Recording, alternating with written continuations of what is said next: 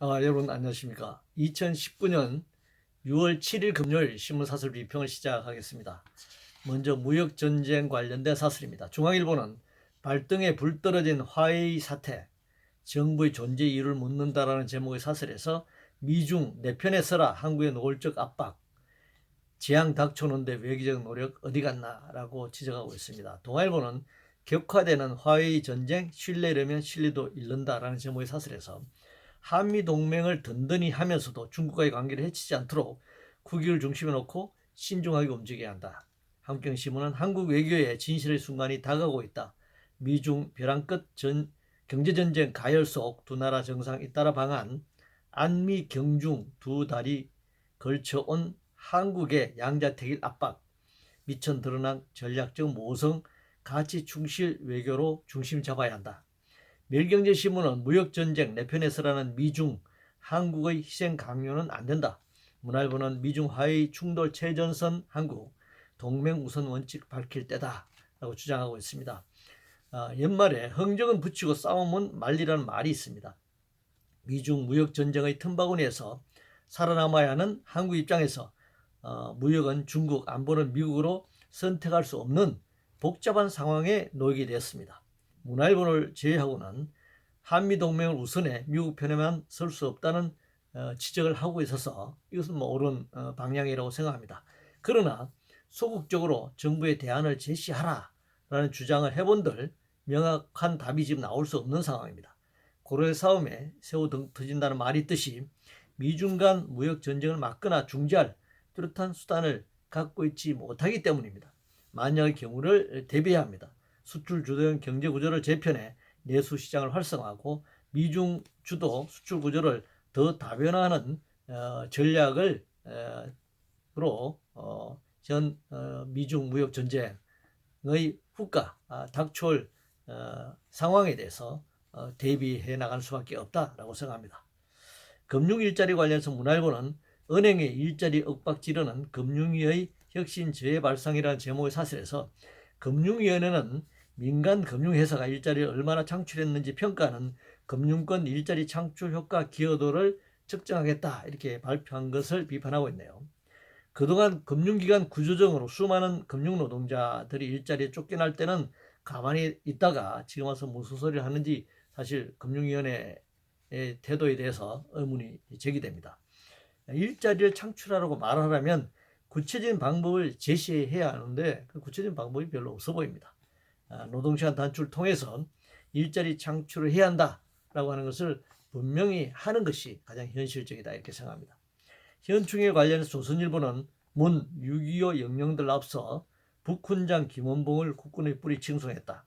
중앙일보는 애국가 통합의 현충일에 김원봉이 왜 등장하나. 동아일보는 애국의 보수 진보 없다며 정작 역사전쟁 불지핀 현충일 추념사. 문화일보는 6.25 남침 북공훈자 칭송은 호국 영령 모독이다 라고 비판하고 있습니다. 역사전쟁이 지금 계속되고 있습니다. 기업과의 전쟁이죠. 독립운동에서부터 거슬러 올라가 이건 따져야 될 문제입니다. 사회주의 계열과 민족주의 계열의 독립운동에 대한 객관적 평가가 우선돼야 합니다.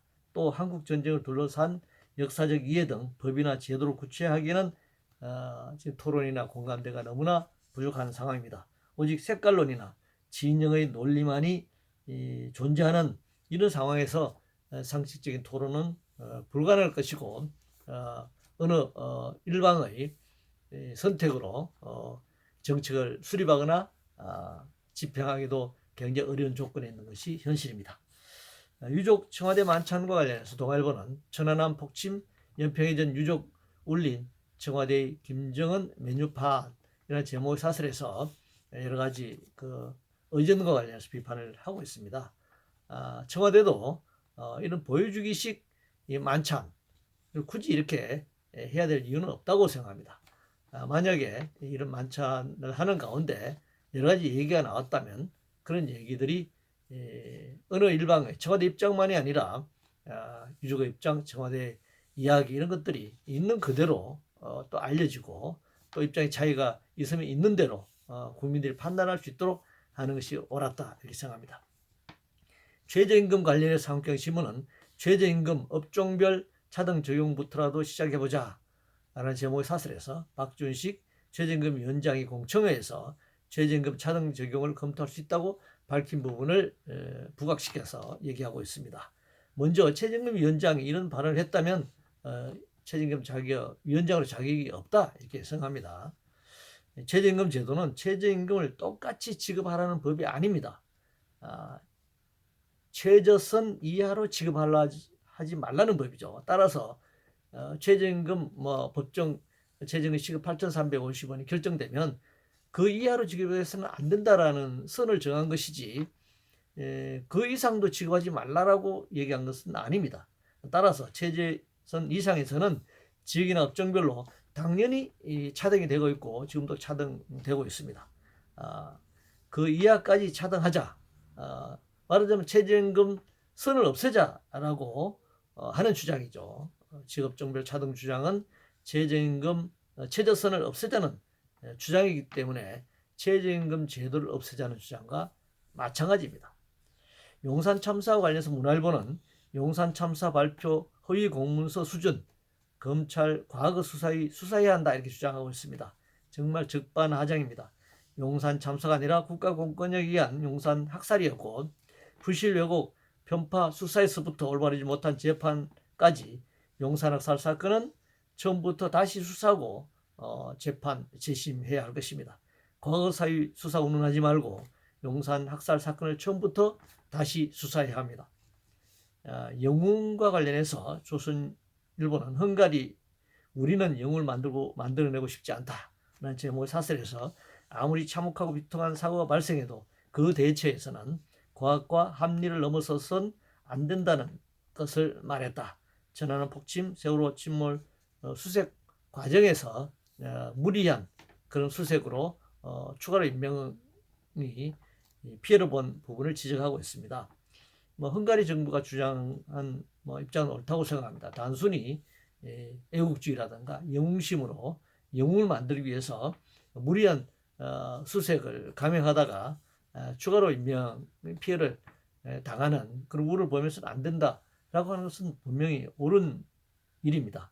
이번 헝가리 다뉴브강 유람선 전복 사고는 우리가 CCTV 뉴스를 통해서 확인했듯이 그 원인이 명확하게 알려져 있습니다. 큰 배가 작은 유람선을 뒤에서 들이받은 것이기 때문에 그 침몰사고의 원인은 분명합니다. 그러나 이 사설이 천안함과 세월호 사고를 거론하면서 침몰된 이후의 그런 그 수색 과정의 문제만 지적했지 이 사고가 논란, 이 사고의 원인에 대해서 진실에 대해서는 전혀 얘기하지 않은 점은 이번 헝가리 사고와는 굉장히 다른 점이다 이렇게 얘기할 수 있습니다. 파업과 관련해서 조선일보는 강성노조 폭주에 맞선 르노 근로자들을 주목한다라는 제목의 사설에서 전면 파업에 상당수 노조원이 노조 집행부의 지침을 거부하고 공장 정상 가동에 동참했다. 매일경제신문은 집행부 파업 지침 거부한 르노 삼성 노조원들의 현명한 선택이다 이렇게 사설을 내보내서 마치 조합원들은 파업을 반대하는데 노조 집행부가 무리하게 파업을 강행한 것으로 이렇게 몰아가고 있는데 이건 매우 왜곡된 사설이죠.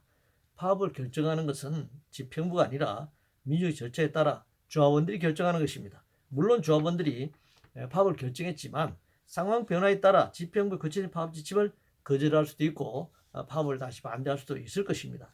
또 처음부터 파업에 동참하지 않는 조합원들이 파업의 결정에 찬성하지 않는 조합원들이 파업에 동참하지 않을 수도 있습니다.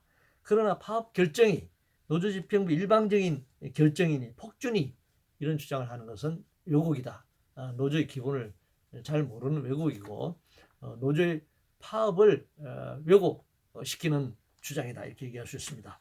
한미동맹 관련해서 매일경제신문은 한미동맹 상징될 워싱턴 한국전쟁 전사자 추모의 벽이라는 제목의 사설에서 2020년까지 워싱턴 한국전쟁 기념공원 안에 추모벽을 건립하겠다라고 하는 문재인 대통령의 현충일 추념사 얘기를 강조하고 있습니다.